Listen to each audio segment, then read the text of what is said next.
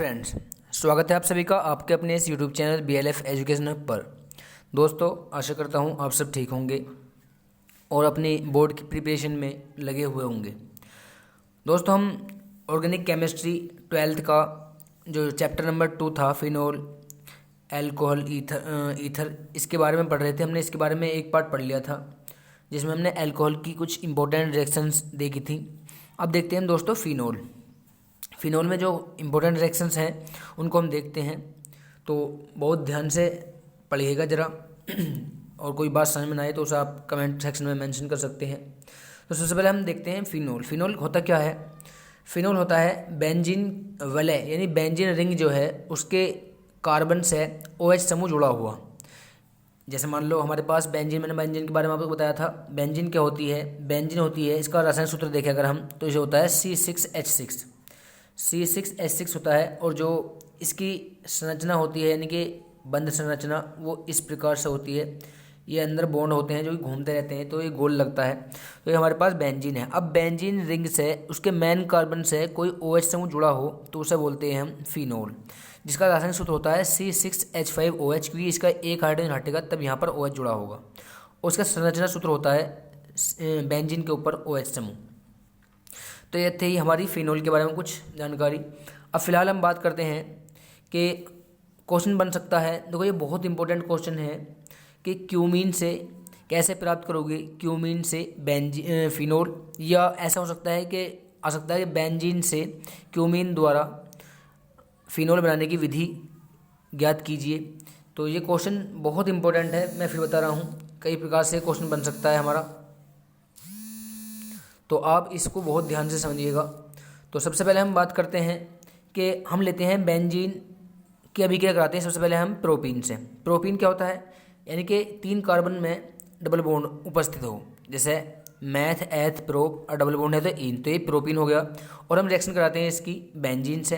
Benzene मैंने एक H निकाल दिया है ताकि हम ये देख सकें कि इस H का क्या काम है, क्योंकि हर कोने पे H होता है इसके और हर कोने पर कार्बन होता। तो सबसे पहले यहाँ का बॉन्ड टूटेगा, क्योंकि डबल बॉन्ड टूटता है। जब यहाँ का बॉन्ड टूटेगा तो इस बॉन्ड के टूटने से ये वाला जो हाइड्रोजन है वो यहाँ पर अटैक करेगा इस कार्बन पर, और ये जो है ये C ये यहाँ पर अटैक करेगा इस वाले कार्बन पर। तो यहाँ पर हमारे पास ये जो है यहाँ जाएगा CH ये वाला, और ये इसके पास CH3 है तो ये रहा इसके पास CH3। और अब यहाँ पे CH2 था और ये H यहाँ पर आ गया तो ये कितने हो गए CH3।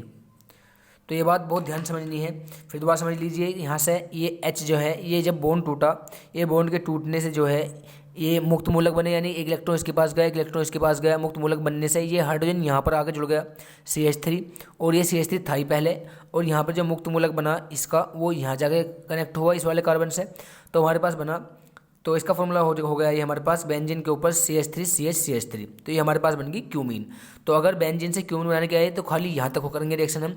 लेकिन ये रिएक्शन बहुत इंपॉर्टेंट है, NCERT का क्वेश्चन है कि कैसे प्राप्त करोगे, या क्यूमीन से फिनोल बनाने की विधि की गणना करो। इस टाइप से बन सकता, या कैसे प्राप्त करोगे बेंजीन से फिनोल, या कैसे प्राप्त करोगे क्यूमीन से फिनोल। तो फिलहाल अब बात करते हैं हम अब इसकी अगर रिएक्शन कराते हैं हम वायुमंडलीय ऑक्सीजन से। ये औद्योगिक विधि भी कहलाती है, यानी कि बड़े पैमाने पर यानी उद्योगों में, यानी जो फैक्ट्री वगैरह होती हैं वहाँ पर फिनोल बनाने की जो विधि है वो यही है। यहाँ पर क्यूमीन की रिएक्शन कराते हैं, इससे आ गई ये श्रृंखला अभिक्रिया है, यानी कि आगे स्टेप में चलेगी। क्यूमीन बन गया, अब क्यूमीन से बनेगा फिनोल, यानी कि ऑक्सीजन लेंगे हम O2, ऑक्सीजन O2 के रूप में पाई जाती है। और ये जो रिएक्शन होती है ये होती है 408 केल्विन ताप पर उत्प्रेरक की उपस्थिति में, यानी गर्म करते हैं हम ऑक्सीजन के साथ क्यूमीन को। अब यहाँ से क्या होगा, जो ऑक्सीजन है उसे हम लिख सकते हैं OO। तो यहाँ से एक O तो अटैक करेगा इस वाले कार्बन पर, यहाँ पर जाएगा इस कार्बन पे, और एक ऑक्सीजन जाएगा इस वाले C के साथ, और ये H और ऑक्सीजन यहाँ पर जुड़ जाएंगे। तो मैं इसे यहाँ दिखा रहा हूँ। तो सबसे पहले ये हमने बेंजीन बनाई, मैंने बेंजीन पहले बना रखी थी टाइम की वजह से। तो यहाँ सबसे पहले ये जो ऑक्सीजन है वो यहाँ जुड़ेगा जाके, तो हो जाएगा OH, ये H और ये ऑक्सीजन OH, यानी फिनोल बन गई हमारे पास। ये क्या है हमारे पास फिनोल। अब हमारे पास बचा गया CH3C और एक ऑक्सीजन बच रहा, तो CH3CO, ये हमारा निकल गया सह उत्पाद के रूप में CH3CO, जो कि क्या है कीटोन है RCOR। तो कीटोन निकल गया हमारा, बन के गया हमारे पास फिनोल। तो एक बार फिर समझ लिया, बहुत इंपॉर्टेंट रिएक्शन है। तो सबसे पहले हम क्या करेंगे, यहाँ पर बेंजीन की अभिक्रिया हमने कराई प्रोपीन से। प्रोपीन का जो CH2 था, CH2 ने इस H से रिएक्शन करी और CH3 बना लिया। ये CH जब यहाँ से ये बॉन्ड टूटा तो इसका एक खाली हुआ, एक जगह खाली हुई, ये C यहाँ जाकर जुड़ गया और यहाँ पर बन गया हमारे क्यूमीन। अब क्यूमीन की रिएक्शन कराई हमने वायुमंडलीय ऑक्सीजन से 408 केल्विन ताप पर। तो ऑक्सीजन जो है, दो ऑक्सीजन, एक ऑक्सीजन ने इस हाइड्रोजन से रिएक्शन करी और OH बना लिया। अब बचा क्या, CH3 बचा। तो यहाँ पर जगह खाली हुई है इस C की, तो ये C इससे रिएक्शन कर लेगा ये ऑक्सीजन से और हमारे पास बन जाएगा CH3CO जो कि एसीटोन सह उत्पाद के रूप में निकल गया। जो हमारा मेन उत्पाद था वो हमारा ये रहा। अब हम देखते हैं दोस्तों, एक क्वेश्चन बनता है कि सिद्ध कीजिए कि फिनोल के अंदर अम्लीय व्यवहार होता है, या फिनोल के अम्लीय व्यवहार को प्रदर्शित कीजिए, फिनोल के अम्लीय व्यवहार को दिखाइए।